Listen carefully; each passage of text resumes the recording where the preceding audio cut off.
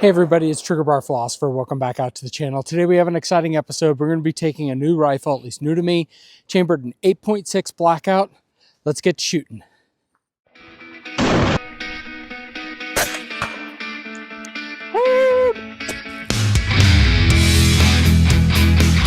All right, well, let's just take a look at the rifle that we're talking about today.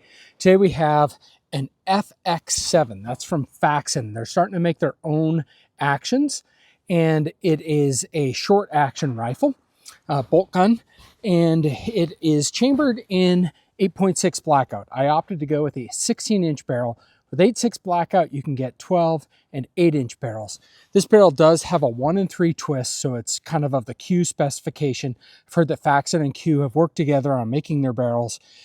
And so I got the 16-inch because I want to take this hunting. I think that this is an interesting case and interesting cartridge for those that are looking to do short range hunting, under 400 yards and in, and those who are interested in taking a look at something that isn't a straight walled cartridge. Now, there are some states that restrict your hunting to only straight walled cartridges. I've never lived in such a state.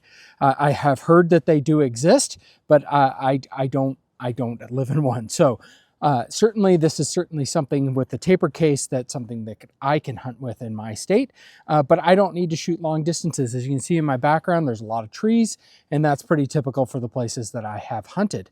So 8.6, it is a 338 sort of Lapua type size bullet, 338 diameter bullet, but it is coming from actually a 6.5 Creedmoor case that has been necked up to 338. So it's very similar when you think about 300 Blackout is to 5.56, 338 is to quote unquote 308, but really more a 6.5 Creedmoor.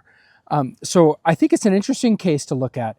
Also, one thing in particular that Q likes to highlight on this rifle is that the 1 in 3 twist gives you an angular momentum. So we're talking about factors of 2 and 3 times faster twist rates than normal hunting rifle barrels, even maybe 4 for some hunting rifles. And so what that angular momentum does is allows the bullet to open up at slower velocities, so you can get effective hollow point expansion even at slower velocities. And then there's a claim that that angular momentum does additional damage, gets additional penetration as it's spinning through the intended target. So I think it's pretty interesting setup. I do have a Greyboe stock on this. I specially ordered that. I think I've had buddies of mine that I've shot and I've tested out before. Obviously, it has a cheek riser on it. I've got it set up so that I can put an Arca rail on it, and I actually have the Arca rail. I just haven't installed it. I've had this rifle for a while now. Actually, the action in the barrel for a while, but I have not had the stock, and I just got that in, so I'm excited to get it out and shoot it. I've got it sighted in. I just have an Athlon scope on the top here.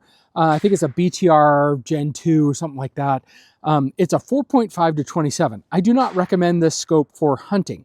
4.5 is on the high end, especially if you're looking at short distances. You may see a deer with your naked eye, but you may not be able to find it with the scope because it's too far zoomed in. But I'm hoping that I can get just a little bit more accuracy, as I'm going to try and get some gel shots on this later today. And I do have my Dead Air Primal. You've seen this when I've used it with my 4570. And yes, if those of you have seen it, this is the one that blew up when I shot it incorrectly out of my 4570. But there are other videos on my channel that you can check that out. And I'll leave a link for that up here. I think that's pretty much all the things I want to cover in here. I can't remember. I'll have to put in the top what the trigger is. I got a trigger with it again because I didn't buy the whole rifle all pre-set up. I just got the action in the barrel with it. All right, let's just take a look at the cartridge that we're talking about. So over on the left is a 300 Blackout. That is a supersonic round. We have a 5.56. So again, these two have the same bolt face, but this one is necked up to 300 or 30 caliber from 22 caliber. We have here is the 308 Winchester. And then over to the right is this 8.6 Blackout. As you can see, same case head, same bolt face, slightly different neck down cartridge where the bump in the shoulder is, a little bit further back, but about the same height. So in other words, you're going to be chambering these guns both in an AR-10 style platform and these over here on an AR-15.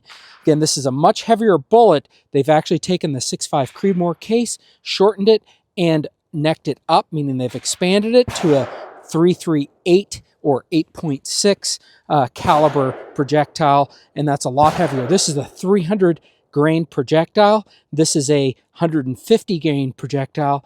I believe this is 77 grain, and this is 115 grain.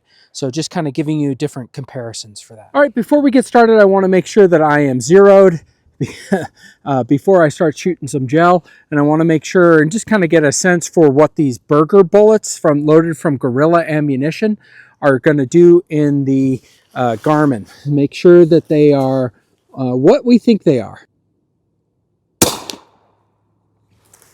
Glad we did that, because we got to come down. For our velocity, we had 1066.9. We gotta still come down. All right, that looks about right. That direction, I think I need to come a little bit left.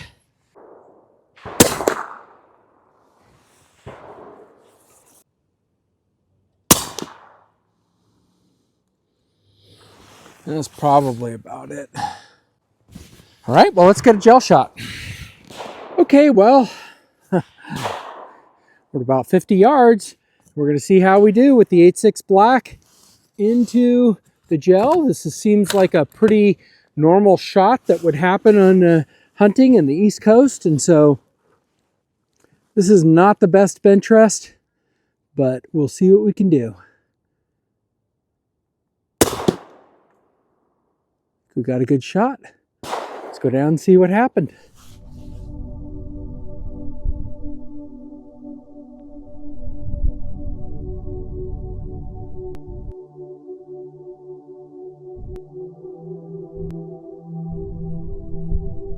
All right, well, let's just take a look and see what we have here. See that the bullet entered and probably, didn't do much of anything at all over on this side. But as it goes in, it starts giving a tremendous hee-yow right there. You can look at the top, that bullet spinning. The bullet then entered the second gel block. And what we see is that had it coming over here and popped out of the top of the gel here and took a little bit out of my frame with it, which is unfortunate because I had the second gel block and I had clothing and I had a barrier. So yeah, why don't we shoot a second one? But this time I'm going to put some clothing and barrier in front to give it a quote unquote real world type test, and we'll see how it does. Okay, well, that sucks. I forgot to turn on the slow-mo. I haven't even gone down range to see what it's like. Just know that I didn't turn it on. Slow-mo is turned on. We'll try one more time. Third shot in the gel. Third time's the charm. Hopefully, right? All right. Hopefully it captured it. Let's go down and take a look.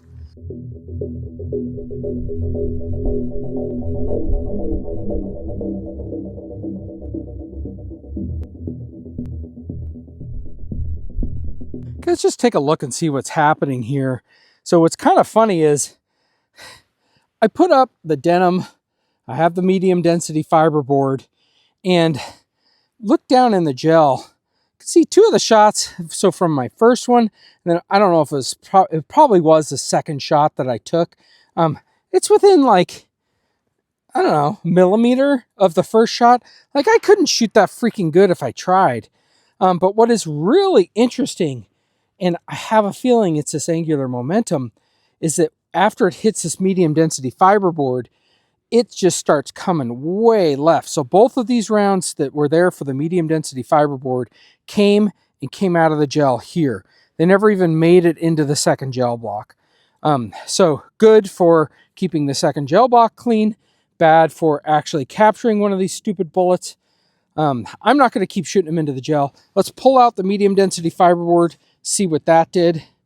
So you can see, you know, we just kind of have 338 diameter bullets going through with this burger bullet from Gorilla. I know they have different types of ammunition.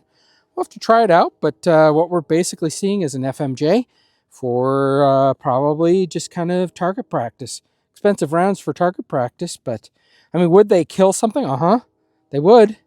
You know, you put it in the right spot and it will do it. This veering over is probably after already it's gotten plenty of distance into a deer, especially a whitetail. I mean, you've already done plenty of damage there. So that yawing is a fine effect.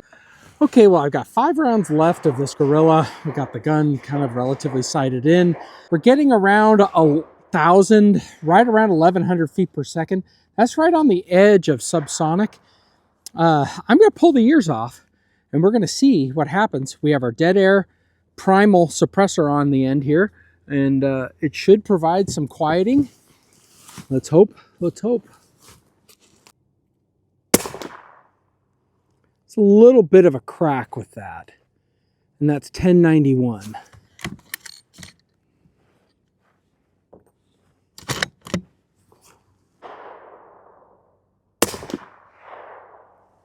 Yeah, another crack, 1087. So this is kind of going supersonic, this ammo with the 16-inch barrel. Again, so 8.6 is made for like an 8-inch and a 12-inch, but the longest they go is this 8.6. So I'm going to have to find different ammo that's just a little bit slower for this barrel, or reload myself. I'm trying to keep all the brass for that. So we'll just put this in. That last one was 1087. Again, it really, what is supersonic, subsonic, depends on humidity, depends on elevation, depends on a bunch of other stuff. It's around this 1050 to 1100, 1150. But at 1100, it looks like we're supersonic here. Again, don't critique my shooting form. This bench is not optimal.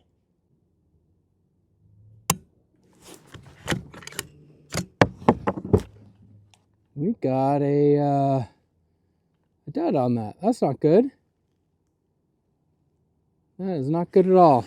I'll have to try and recycle that.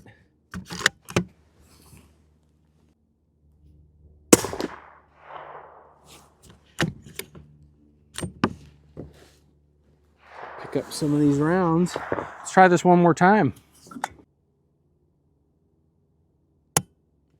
No, that primer's dead.